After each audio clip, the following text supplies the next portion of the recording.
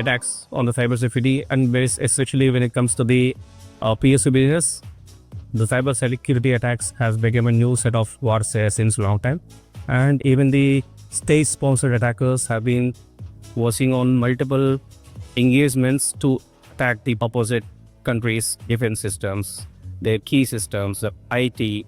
Even not they don't limit to the PSU sector, but also they target the public or the private sectors who are supporting the PSU sectors for the government of India. Be it with the pharma industry, or it can be the defense industry or the IDAS enabled companies. Everything they are completely in the threat landscape.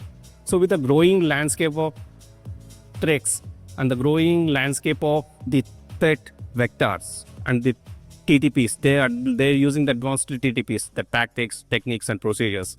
So in order to counter these state-sponsored sectors, even they have started introducing the AI in the attack process and the threat.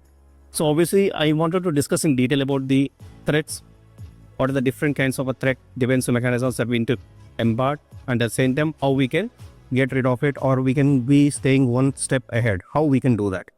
So it's a comprehensive process. As I said, it cannot be achieved overnight. It will be a phased process. Next slide, it's not opening. Next slide.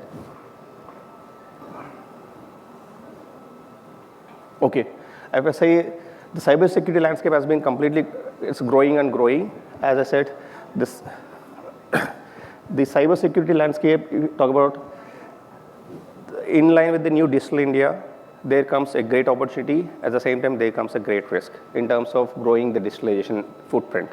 So digitalization is becoming easy for all the stakeholders in terms of their daily operational stuff.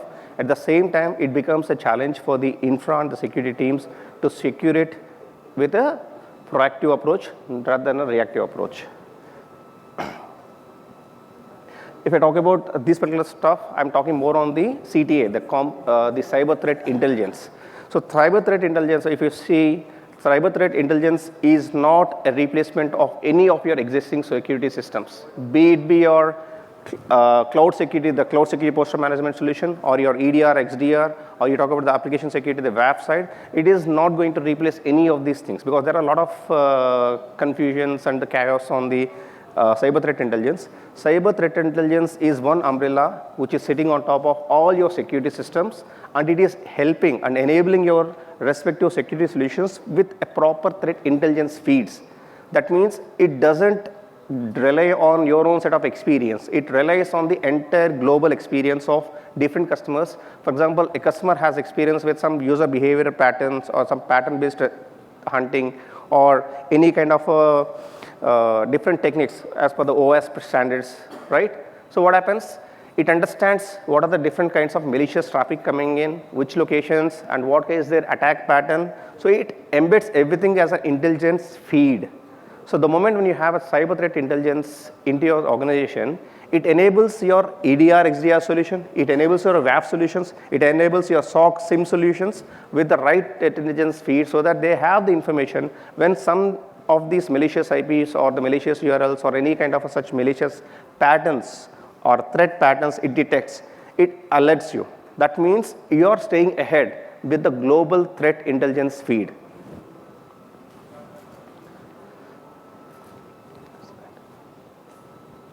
Next slide.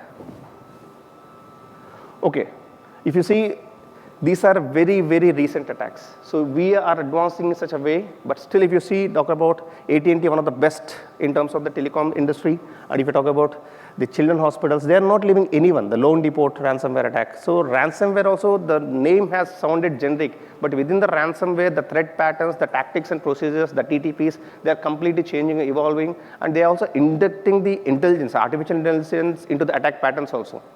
So that means they are also saving equally amount of time in their reconnaissance, and the attack vector patterns, everything. They are doing everything in the AI integrated model. So what happens? Obviously, when we are saving time with our own threat intelligence feeds, they are also saving their own internal things, like how we can sort out or get into the target system with the best possible or least possible approach. Next. So I'll quickly, next slide. Okay, yeah, now I got it. If you talk about The information steal, because if you see the threat analysis, $246 million has been the cost or the pricing of the expenditure for the information stealers. Trojans, it's an age-old thing, but still they are evolving, because when you say the Trojan, they are actually keeping these Trojans embedded with a PDF file also. So that means they are the patching mechanism, the padding mechanism, they are getting into different sources of that particular stuff. At the same time, the ransomware, RAT, APT, advanced persistent threats, the botnet. So as I said, the botnet. So botnet, when you have these kind of bots, chat bots, everything, they have their own set of techniques and tactics and procedures for the botnet, how to attack the bots, how to mislead the bots. Again, they can imitate or they can replicate the bots also. Next slide.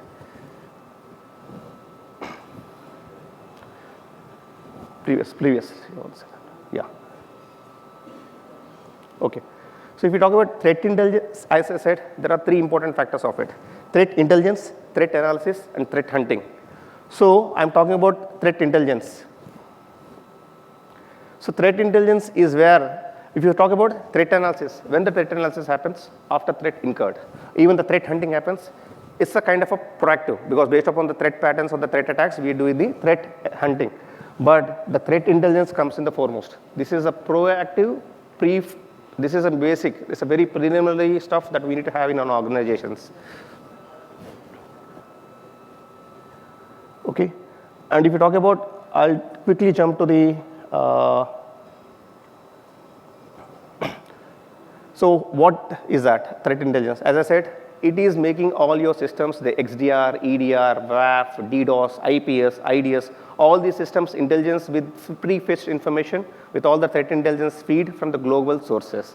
That is one part. The second part is that based upon the attack patterns, it helps you to take the enhanced decisions, because for example, most of in the PSUs or any other, even in the manufacturing industries or non-IT firms, they are very concerned on the budget side. So will it make sense? It's a cost to the budget. So instead of building that cybersecurity defense system, I can build some digital solutions which will be more value add for my organization. But I understand.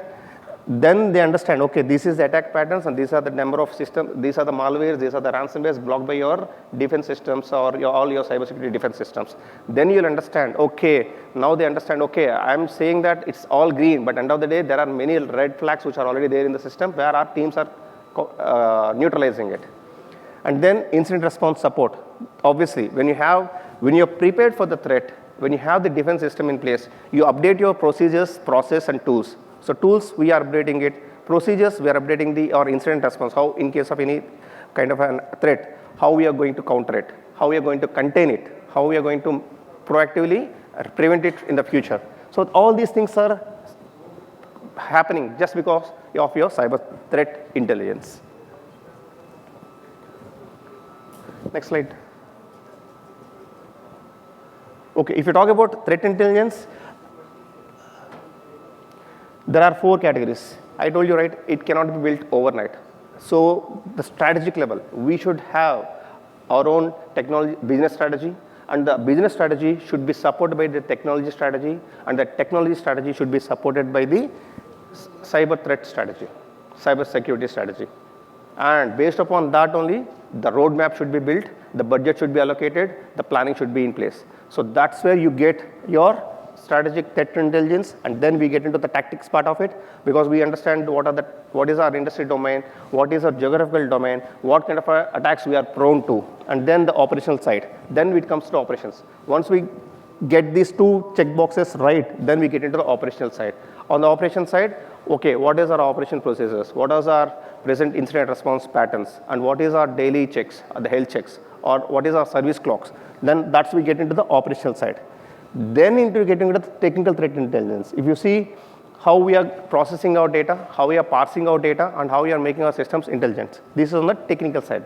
As I said, covering the entire thing. Indicators of compromise, EDR, XDR, firewalls, SOAR platform, everything. Next slide. Okay. As I said, it comes from data collection,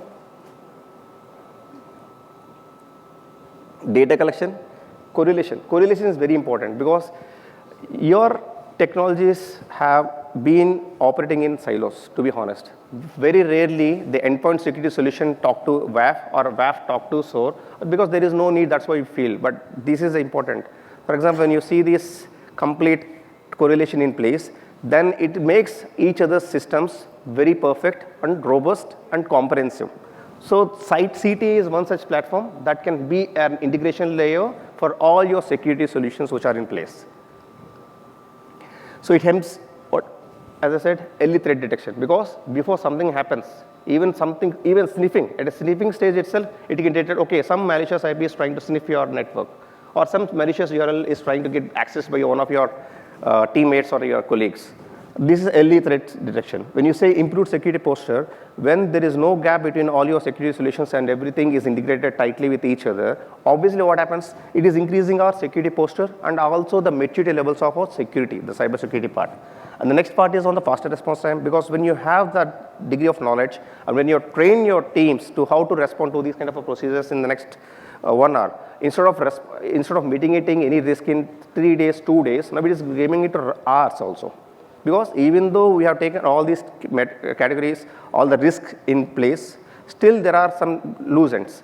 Even something happens, your faster response time, because your teams is done, and even you need to do some mock-up drills with all your teams so that in case of any incident, how the application teams, application development teams, support teams, and your security teams and the infra teams should be well in sync to counter that thing, instead of restoring the systems, and right from your vanilla flavor also. Right? So then you have all these response times with proper coordination with all the DR, BCP, BCMS procedures. And if you talk about the regulatory compliance, because as we see regulatory compliance, how many security controls we are in place, what is our security standard, or what is our maturity level, this becomes our compliance also. So all these 4 things can be achieved because of cyber threat intelligence, not alone, in sync with all the solutions in place. Next slide. Okay. So, okay, there are different challenges, how we can counter it, and then these are the cybersecurity readiness, like how we can protect all the workloads, the multi-factor authentication, control access to the sensitive data, like the role-based access control, and zero trust, obviously, the zero trust network access. This is the last I wanted to cover because there is a shortage of time. So defense in depth, the basics are basics. So defense in depth is a basic funda in cybersecurity, how you cover your perimeter security, network security, endpoint security, application, data, IAM with least privileged access approach, and then the monitoring and incident response. So when you have this complete gamut of your defense in depth covered in a proper manner, in integration with the cybersecurity threat intelligence, that's where your organization is complete and your security posture will be optimal. So this is a basic life cycle what I've taken, and each phase what we can do in all these phases. And Skillmine, I want to give a 2 minutes briefing about 30 seconds brief about Skillmine. Sorry to take your time. So we offer end-to-end services in the space of digital transformation, your application security, application development, maintenance and support, and cybersecurity services right from your SOC operations of L1 to L3 till your cyber forensics and imaging part also.